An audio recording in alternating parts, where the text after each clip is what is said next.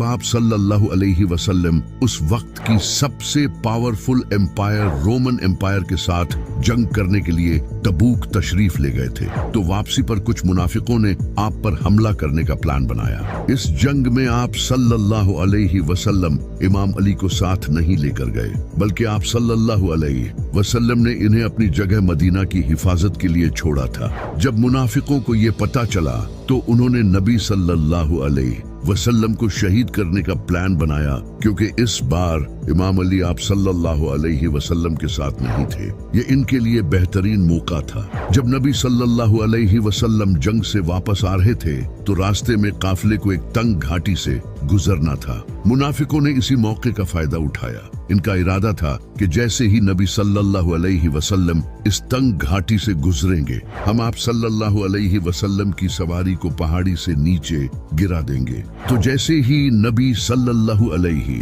وسلم اس تنگ گھاٹی سے گزرنے لگے تو ان 12 منافقوں نے آپ صلی اللہ علیہ وسلم پر حملہ کرنے کی کوشش کی۔